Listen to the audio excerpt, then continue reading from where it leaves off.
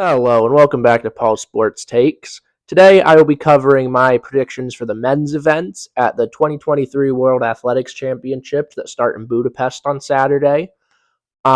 This video will only be covering the men's events. I'll be getting to the women's events in a video coming out a couple days from now.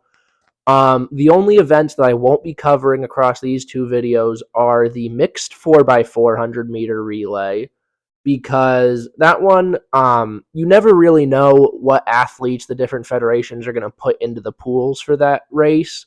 So it's kind of hard to predict what the podium is going to end up being because you don't know which nations are going to be putting in their stronger runners, which ones are going to be putting in weaker runners. Additionally, I won't be doing either of the marathons because with elite level marathon running, a lot of times those runners will miss world championship meets because they're more focused on the 6 marathon majors. For instance, Eliud Kipchoge, who's the greatest marathoner of all time, he's not running in Budapest this year, and he's instead running the Berlin Marathon at the end of September. So that one is another one where the podium would just be harder to predict because it's much more wide open. And then the race walking events for the men's and women's field, I won't be predicting either of those simply because I do not know enough about the world of race walking to make accurate, solid predictions I could stand behind. With that being said, we will be starting off with the men's sprinting events. So right off the bat, I'm faced with one of the toughest events of the entire meet with the men's 100. I decided to go with Zarnell Hughes for the gold, Fred Kerley for the silver, and Ferdinand Omanyala for the bronze. The 100 is really difficult this year because it's been really close together for basically every major meet, and hasn't been anyone that's really stood out away from the pack in the way that Fred Kerley did last year. I'm leaning towards Zarnell Hughes right now just because he's shown the ability to run really fast times in the 1 and the 2 this year. He's the current world leader at 983, and in that race, he had a crazy fast final 50 that shows to me that he can do something very, very fast, even if he doesn't get a great start. So that bodes well for a high-pressure championship type race. Fred Kerley is absolutely going to be in the mix. I would not be surprised if he won, but I'm just slightly leaning towards Hughes right now. For the 200, I have Noah Lyles taking home the gold, Ariane Knighton with the silver, and Letsile Tebogo with the bronze. Noah Lyles, I believe, he should be a lock for this race, despite the great seasons that Knighton, Tebogo, and even Zarnell Hughes are having in the 200. But Noah Lyles it could make the claim this year for being the second greatest 200-meter runner ever. If he goes 19:10, like he said he wants to on his Instagram a couple days ago, he could pass Bolt already with those 3 world titles in just 5 years. But I don't know if he's going to run 19:10. I would not be surprised to see something in the 19:2s, but he should absolutely win and absolutely run a very fast time. Ariane, it seems to be he's pacing his season much better than he did last year. Because last year, if you remember, he ran his opener in 19:49 and then never came close to that for the rest of the season. But this year, I believe his most recent race was at USA's when he ran 1972. So he's gearing up towards what looks like a peak at the right time. And then for Tebogo, he had a 1950 earlier in the season, the same race that Noah Lyles ran in 1947. So he's shown he does have the capability. I just think that what Knighton can bring to the table in this type of championship meet is going to be something that Tebogo can't necessarily match. In the 400, I have Stephen Gardner taking home the gold, Michael Norman with the silver, and Wade Van Niekerk with the bronze. The 400 is a really interesting event because you have Stephen Gardner, who's one of the fastest men all time. He's the fastest in the world this year. So I'm pretty confident about him taking home the gold. But then Michael Norman is the reigning world champion, and he has not ran a 400-meter race all year. He was focusing earlier on the year in the 100 and the 200, and he was running some decent times in there, not enough to make the U.S. team. But he's coming back to defend his crown in the 400, and so really it just depends what kind of shape he's in. But judging by the fact that it's Michael Norman, I trust he'll be in excellent shape. And I think he'll run something very fast. I just think Gardner's going to be a little bit faster. And then for the bronze, I have Wade Van Niekerk, the world record holder. And this would really be the cherry on top of his comeback story after tearing his ACL in 2017, because this would be his first medal at a global championship since he won Worlds in 2017, just before that injury. So I believe this year he's been running his best times in 6 years now. So I believe this year is the year he finally gets it done and finds his way back onto the podium. Moving on to the hurdles races, the 110, I have Grant Holloway defending his title, then Rashid Broadbell in second, and Cordell Tinch coming in third for the bronze. Holloway, hasn't been having the best of seasons, but he's been very consistent in that low 13s, high 12 nines. So I feel like he'll be able to put something together come the final that will be once again a Grant Holloway type race where he just runs away with it and no one can chase him down over that last 30. So I have full faith in him to retain his world title from Eugene last year. Rashid Broadbell is currently the world leader, and he's been running really well all year, too. Given the pressure situation and his experience and proven mettle in these types of races, I would lean towards Grant. And then Cordell Tinch coming for bronze. It would be an amazing story for this small school guy who's absolutely tearing up the NCAA this year, kind of out of nowhere. Currently the second fastest time in the world. And I think he puts a capstone on this excellent year and kind of his coming out party to the world with a bronze medal. And then for the 400 hurdles, I have a podium repeat of the greatest 400-meter hurdles race of all time from Tokyo 2021. I have Karsten Warholm, the world record holder, securing the gold. Rai Benjamin with the silver, and then Alison Dos Santos with the bronze. Warholm looks to be in excellent shape so far this year. He's running faster at this point this year than he was in 2021, where at the Olympics he set the insane world record of 45.94. Rai Benjamin, he's also been running really well this year. He's only like a tenth of a second behind Warholm right now, I believe. But I don't know if he has that extra gear that Warholm does necessarily.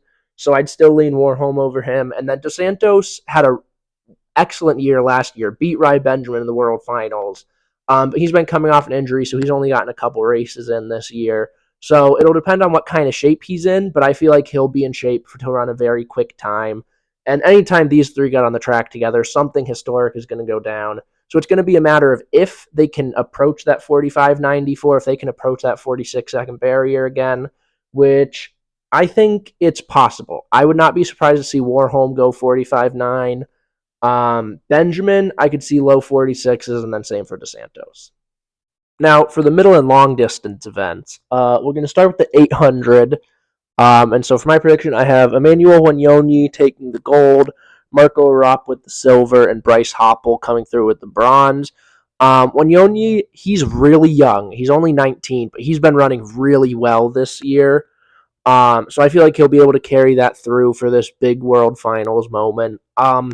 Arop has this frightening trend of going out way too hard and then getting ran down over the last 150 meters. So if he can run a smart race, he definitely could come home with the gold, but I feel like it's more likely that he'll still medal, I think. I feel like he'll come home with the silver, but I think Wanyonyi will probably be able to take him down over the last 100. And then Bryce Hoppel from the U.S., I have him in bronze. He ran a really good time at U.S. Nationals in a really weird, really physical race. And so I feel like he'll be able to come through in that big pressure moment and secure the bronze for the U.S. In the 1500, I have Jakob Ingebrigtsen taking the gold, which should be a no-brainer. And then I have Yard Nagus with the silver and Timothy Chariot taking home the bronze. This event is going to be really, really close for second and third. There's a ton of guys under 330 this year, so it could go to any of them. But gold should be Jakob's. It's Jakob's to lose. It's just a matter of if he does lose it like he did last year.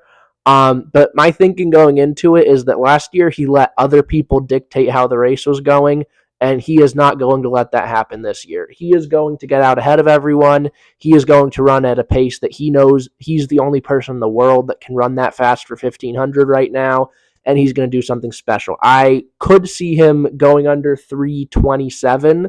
I know he's definitely in that shape right now. It's just a matter of how the race shakes out because World Finals usually are a little bit slower than normal races.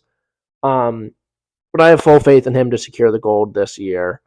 For the 5,000, I have Berhu Aragawi taking home the gold, Jakob Ingebrigtsen with the silver, and then Joshua Cheptegei for the bronze.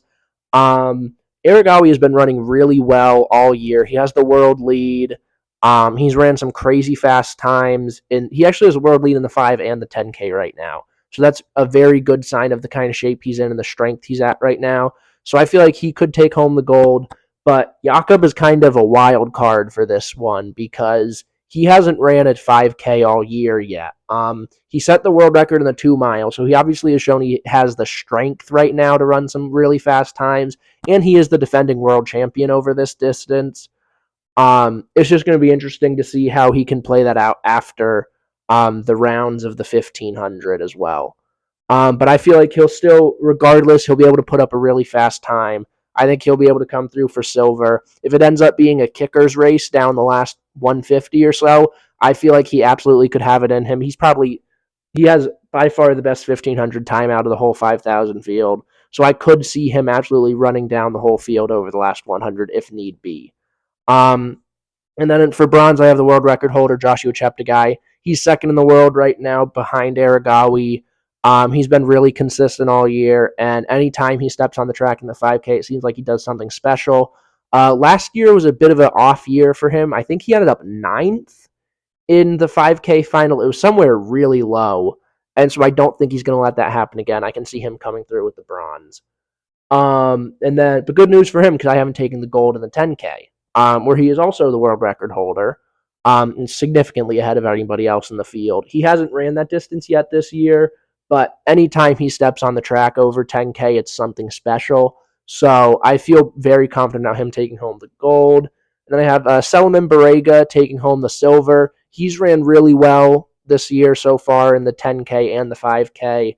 But he is not running the 5K at this meet. So that's why I gave him the edge over Aragawi, who I have taken home the bronze, just because he's going to be more fresh when it comes to the 10K final, and he won't have to save anything for the 5K. Originally, I had Jacob Kiplimo medaling silver here, but he had to pull out a couple days ago with a hamstring injury. So that is very unfortunate, but regardless, it should still be a very exciting race to watch. And then the 3,000 meter steeplechase is something that I think could be one of the most underrated events of the meet, because I feel like a lot of people see steeplechase and just kind of ignore it because it's a silly event. Why are they running and then also jumping in water? But this year it will definitely be one to watch because it will be the story of 2 races. It'll be the race for gold and silver between the world record holder Lemaitre Girma, who I have taken the gold, and then the reigning world and Olympic champion Soufiane El Bakkali, who I've taken home the silver. These 2 guys are so far ahead of the rest of the world right now. And honestly, this is the first time they've met up since Worlds last year, and I feel like Girma right now is in much better shape than Bakkali is. He's run much better flat times over the 1,500 and the 3,000 non-steeplechase this year. And he's obviously set the world record in Paris a couple months ago in the 3,000 steeplechase. So I feel like it's his race to lose, honestly. But Bakkali is a really good championship meet runner. And, I mean, that's why he's won the last 2 major championships. So it's impossible to count him out, but I would lead towards Girma. And then the second race is going to be for bronze because there are 4 or 5 guys in that kind of like 804 to 807 range right now. And so that should be a really good race between all of them. And I have Abraham Kibiwak coming out on top there and taking home the bronze. So now we're on to the jumps, which, full transparency, is the area of track that I have the least expertise in, but I still feel pretty confident about most of these predictions. So we're starting off with long jump. For the gold, I have Miltiadis Tentaglu. For the silver, I have Murali Srishankar. And then with the bronze, I have Marquise Dendy. This is an event that's kind of like the 800 and the 100 this year, where no one's really stood out from the pack that much. And there's not someone you can point out and say, even though they've had a bit of a down year, they're obviously the clear favorite. I am leaning towards Tentaglu just because I believe he has the second farthest PB out of the whole field. So I think he has, out of anyone, he has the most potential to do something really big in the early rounds and just set that mark for everyone else to chase and eventually fall short of. So I feel the most confident in him to perform well, and he's been really consistent all year in the mid eights. And then I have Murli Sri Shankar with the silver.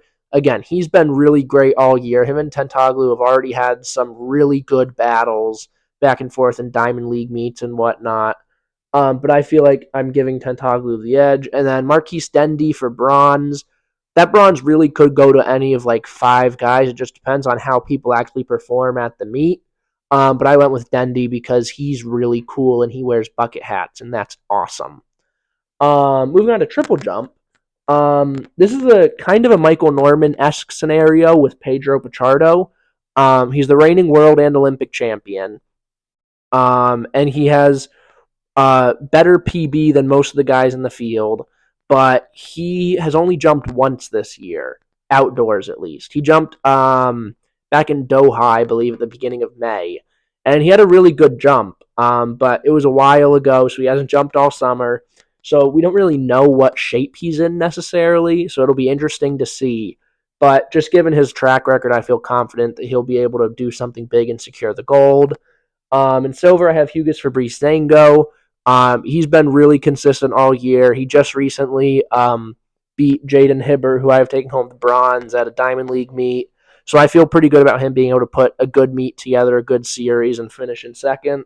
And then Jaden Hibber, he's only 18, and he is a crazy talented person. Jumping 1787 at his age is absurd. I would not at all be surprised if in 3 to 4 years we're looking at him over 18 at least, maybe nearing the world record, and I fully expect him to break that world record of 18:29 at some point in his career.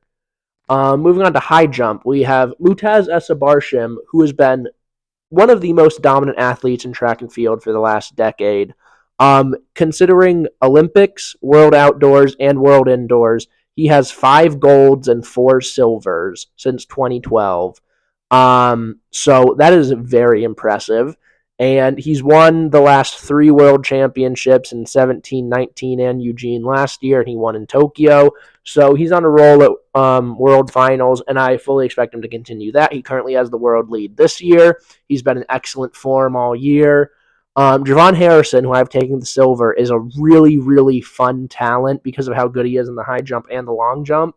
And I feel like this year is finally going to be the year he kind of has that coming out party on the global stage here, with securing the silver and the high jump.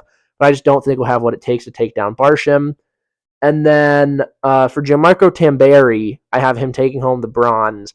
It's going to be a matter of if he can perform the way that we know he can. He's had a little bit of a down year this year. His most recent meet, I believe, was his season best at 234. So he's showing he might be rounding into form, but it's a matter if he can truly prove to us that he's in that form and take home a medal here. And pole vault it's going to be the Mondo Duplantis show the same way it has been for 3 years now. He's the greatest pole vaulter of all time. He's only 22 or 23. He just does crazy things every time he's on the runway. His most recent meet was a pretty lackluster for him at 572, but I think he'll shake that off. The matter for him is going to be if he is able to clear his world record. The world record is currently 622, so if he can clear 623 or not. I expect him to do that by the end of this year. I don't know if he'll be in that kind of shape at this meet necessarily. He might be looking more towards maybe the Prefontaine Classic in Eugene for the Diamond League final. But regardless, he will win. He will probably go 6'10 plus at least, depending on what progression he does after everyone else is eliminated. But I have zero doubt in my mind about him securing the gold. Kind of the same thing with Ernest John Obiena, who I've taken home the silver. He's been clearly the number 2 all year. He's the only other person at the meet at Worlds right now that qualified that has cleared 6 meters outdoors this year. And he's been looking really good across the Diamond League circuit, so I feel like he'll be able to secure the silver. And then I have Curtis Marshall in third, and that's another one where third could go to like one of 5 guys. There's a bunch of guys that are probably going to end up in that low to mid 590s range, 590 or 595.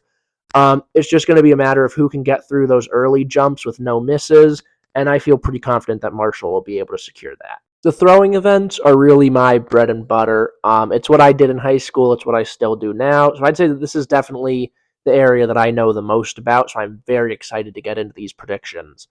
Starting off with discus, I have Daniel Stahl securing the gold, followed by Christian Che with the silver, and Mikolas Alekna in the bronze. These three absolutely should be the podium. It could be a completely different order because they're all that good. They're the only three guys over 71 this year. And by the way, having three guys over 71 in the same season is ridiculous. But Stahl, I gave him the edge because he's had a bunch of meets over 70 this year.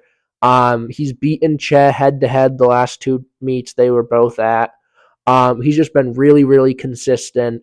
And especially after his bad finish last year in Eugene, I feel like he's going to have a lot to prove to himself and to the rest of the world. So I feel pretty confident with him at the gold. Chet he's really, really good. There's not really enough words to describe how good he is at throwing discus. He has the world lead this year at 71.86. But I just feel like this year is going to be Stahl's year because that's the way it's felt for most of the year now. The way I see it with his with his 4 meets over 70. Chet, I think he's had 3 meets over 70, and his most recent meet was at 69.99. So he's absolutely going to be in the mix. I would not be surprised if he took the gold again because he won in Eugene last year.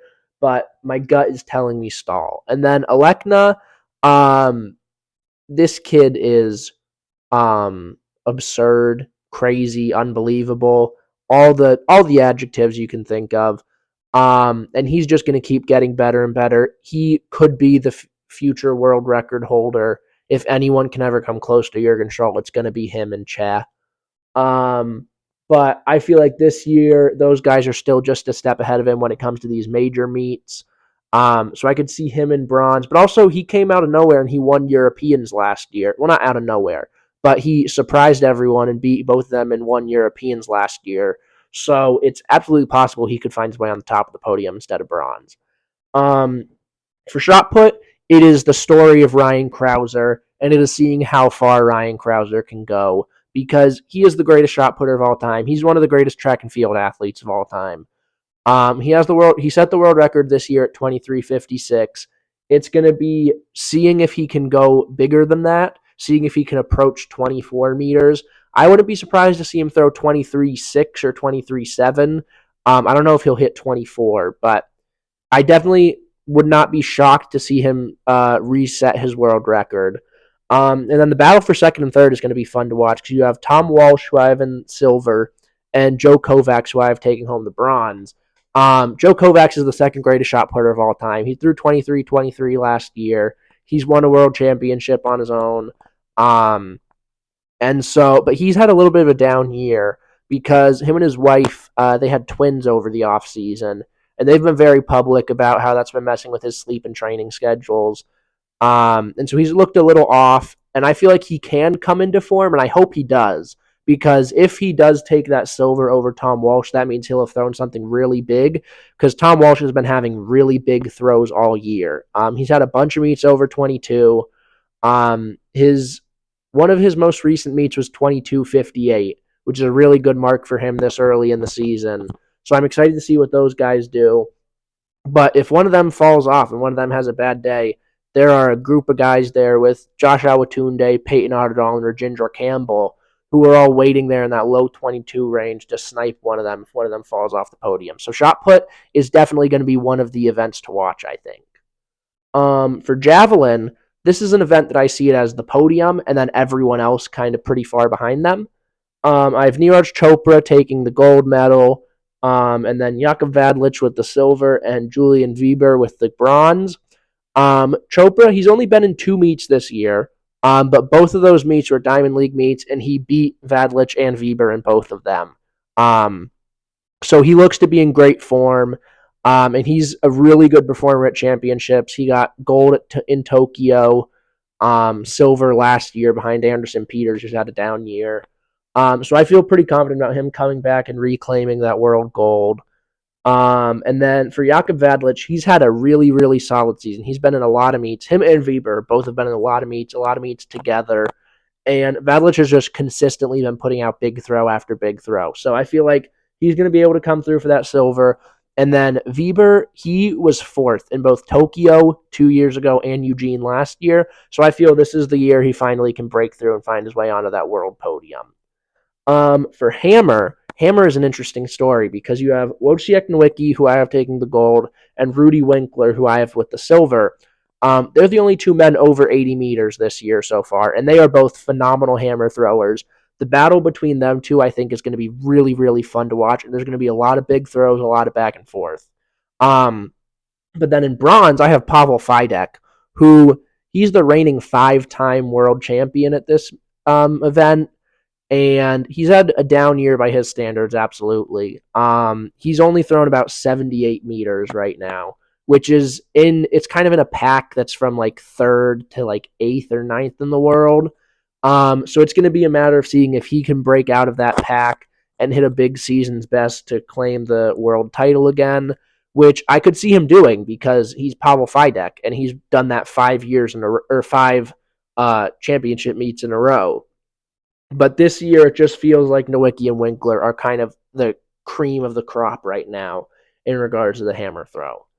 For decathlon is always a hard event to predict because decathletes really only run 1 or 2 full decathlons usually before the world meet just because of how physically taxing they are. So, for instance, Damian Warner has only run 1 full decathlon this year in Gotsis, and he scored pretty well.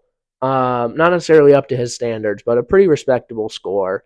Kevin Meyer, who I've taken home the silver, he has not ran a decathlon all year, but he's the world record holder. He's the reigning world champion. So if anyone can kind of shake off that rust in the world's meet and do something big, I definitely believe it's him. And then I have Leo Neugebauer with the bronze, who he kind of had a coming out party at the NCAA championships this year, where he scored like 8,800 points for a huge PB, huge collegiate record. So this year this meet is really going to be a matter of if he can prove to everyone that he's here on the global scale and do that and perform that well at this sort of major championship meet, which I think he will be able to, and I believe this is going to be truly the jumping off point of a really, really good historic decathlon career. For the relays, I'm predicting these in a perfect world where there's no injuries, there's no bad handoffs, there's no exchange zone infractions. So if in this perfect world, I believe that the U.S. is a clear gold medal favorite in the 4x1. The talent in that pool that the U.S. can pull from is just much deeper and much more elite than any other nation in the world right now. So if they don't have any issues with handoffs or anything like that, they should be the clear gold medal favorite. And then Jamaica should be the clear favorite for the silver because they've had a lot of guys running the low 9.9s this year. I believe they have one guy that's ran 9.89. So they have a bunch of really good runners, as they always do, and they should be in the conversation. They should be able to take silver. And then bronze, I went with Great Britain because I don't know who exactly they're going to run, but they have a lot of guys that have ran very solid times this year, led by Zarnell Hughes, who's my favorite for the 100. I feel like they can put together a really solid team. An interesting thing to note is that Team Canada, who won the gold last year, I don't have on this podium at all. And that's just because a lot of their runners have had pretty down years, especially Andre DeGrasse. But he usually knows when to peak at the right time. So if him and the rest of the team can do that and run the times that anywhere close to their PBs in Worlds and they can run a good time in the 4x1, they absolutely could be a medal contender and a threat to sneak on to the podium like they did last year, where they ended up sneaking into gold. For the 4x4, I think it's a much more cut and dry situation, especially when it comes to the top two. I feel more confident about the U.S. in the 4x4 than I do in the 4x1. It just feels like it's something that we win every year. And our pool this year is really, really good. Jamaica's is really good as well, but there's just a little bit less of that depth there. But they have a bunch of guys that have ran 44s this year. I think more mid and high 44s as opposed to low 44s. But they absolutely can put together a team full of studs. And then the bronze for the 4x4 is really going to be a toss-up. Last year it went to Belgium, who kind of just came out of nowhere. So I tried looking at the world rankings and just seeing who has like 2 or 3 guys that have ran pretty solid times. And so I feel like Great Britain, could be in that conversation for the bronze along with a couple other nations. But I am predicting a podium repeat for both the relays. So that wraps up my both exhaustive and exhausting predictions for the men's field at World Championships this year. I feel pretty confident about most of them. There are some events, like I said, like the 100, the 800, and long jump, where it really is going to be a super close battle, I think, in the final, and it could really go to anyone. And then there are some other events like shot put, pole vault, the 1500, other things like that, where I feel much more confident in the podium. But I'm just really excited to see how everything plays out. I've been waiting for this week all year. It's a great time to be a track and field fan, where because of what happened with COVID, we have 5 years straight with major championships, which just doesn't happen. So it's kind of an unprecedented time, but it's a very exciting time. Like I said, the women's predictions will be up in a couple days from now. And so I'm very excited to get those out as well. If you have any debates, questions, comments, or anything like that about these predictions, feel free to drop those in the comment section below. If you like the video, please like and subscribe, especially if you want to stick around and see those women's predictions. And then that is all for me. So I will see you guys in a couple days when we get to the women's side of things.